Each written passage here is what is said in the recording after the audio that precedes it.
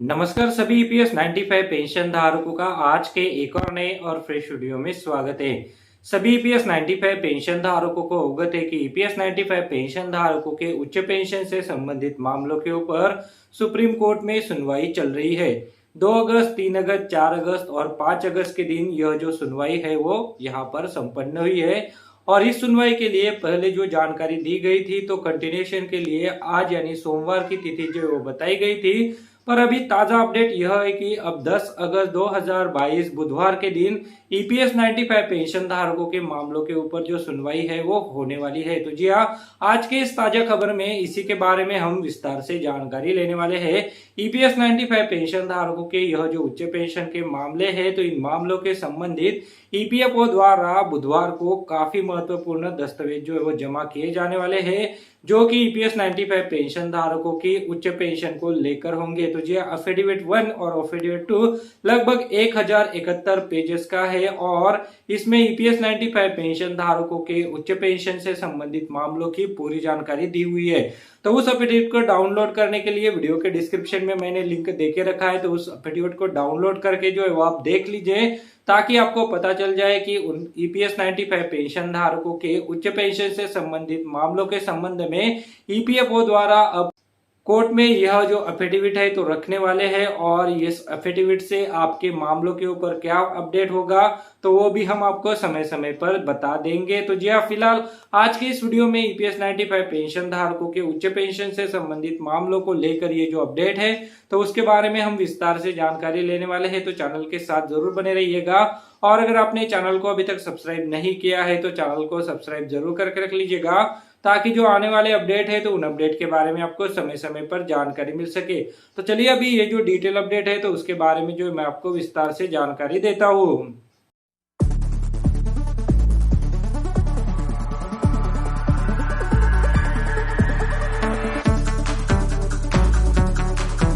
तो ये EPS 95 pension धारकों के यह जो उच्च पेंशन से संबंधित मामले हैं तो इन मामलों को लेकर सुप्रीम कोर्ट में लगातार सुनवाई चल रही है। ईपीएस 95 पेंशन धारकों के पक्ष में यह जो मामला है वो अभी झुका हुआ है, क्योंकि ईपीएफओ द्वारा जो फाइनेंशियल सस्टेनेबिलिटी का मुद्दा रखा गया था तो ईपीएस 95 पेंशन धारकों के एडवोकेट द्वारा उसे जो है वो अपनी तरफ से डॉक्यूमेंट देकर, प्रूफ देकर जो है वो खारिज करने की पूरी कोशिश की गई है और माननीय 3 जजों की बेंच को यह मुद्दा वैलिड भी लगा है कि ईपीएस 95 पेंशन धारकों की अगर पेंशन बढ़ोतरी की जाती है तो कितना बर्डन आएगा, जो कि ईपीएफओ द्वारा बहुत ज्यादा बताया जा रहा है, एक्चुअल में उतना तो है ही नहीं। तो जी हाँ, यह मामले की सुनवाई जो है वो 5 अगस्त 2022 के दिन भी जारी रही थी और इसी दिन ईपीएस 95 पेंशन धारकों के यह जो मामले है तो इन मामलों के ऊपर जो है वो दोपहर 2 बजे से यह जो सुनवाई है वो जारी रही थी। श्री विकास सिंह सीनियर काउंसिल की दलीलों से यह जो सुनवाई है वो शुरू हुई थी, जिन्होंने यह साबित करने के लिए पीएफ अधिनियम और ईपीएस 95 योजना में कई धाराओं पर भरोसा किया कि किसी विकल्प की आवश्यकता नहीं है। उन्होंने यह भी तर्क दिया था कि ईपीएफओ यह नहीं कह सकता कि यदि विकल्प का प्रयोग करने के कारण देयता उन्हें पता होती तो फंड को उसी के अनुसार निवेश किया जाता, अन्यथा यह ईपीएफओ का कर्तव्य है कि वह सबसे अच्छा रिटर्न पाने वाली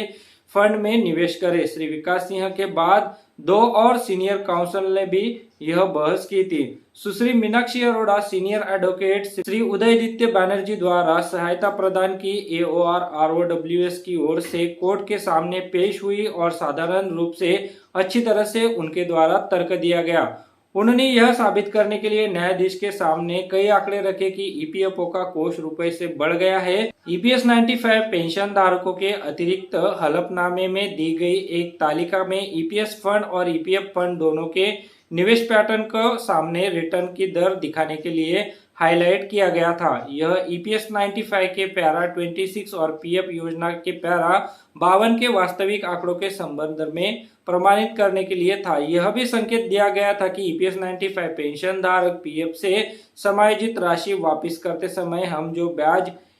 दर भुगतान करेंगे वह उस ब्याज दर के बराबर होगा जो अर्जित की गई राशि को पीएफ द्वारा निवेशित किया गया है। वास्तविक मामले के आधार पर तैयार की गई गणना पत्रक भी एक पेंशन भोगी द्वारा भुगतान किए गए वास्तविक योगदान और प्राप्त रिटर्न के बारे में प्रस्तुत किया गया, ताकि दिखाया जा सके कि ईपीएफओ द्वारा मासिक पेंशन के रूप में वास्तव में जो भुगतान किया जा रहा है वह केवल ईपीएस 95 पेंशन धारकों के योगदान से अर्जित ब्याज है। मूल राशि हमेशा कॉपर्स में ही रहती है, जो दर्शाती है कि इसकी स्थापना के बाद से कॉपर्स कितना गुना बढ़ गया है। अंत में तर्क ईपीएस 95 पेंशन धारकों के लिखित सबमिशन को पढ़ने और यह प्रदर्शित करने के साथ समाप्त हुआ कि कैसे छूट प्राप्त प्रतिष्ठान और गैर छूट प्राप्त प्रतिष्ठान से अलग नहीं है, क्योंकि यह भारत के संविधान के अनुच्छेद 14 का उल्लंघन है। मामलों को इसके बाद जो है वो बुधवार 10 अगस्त 2022 के लिए सूचीबद्ध किया गया, क्योंकि यह जो मामलों की सुनवाई हो रही है तो उसके लिए कंटिन्यूएशन की जरूरत थी। ऐसे में यहाँ पर ईपीएस 95 पेंशन धारकों के यह जो मामले हैं तो इन मामलों को यहाँ पर फिर से अब 10 अगस्त 2022 तक का जो है वो इंतजार करना होगा, क्योंकि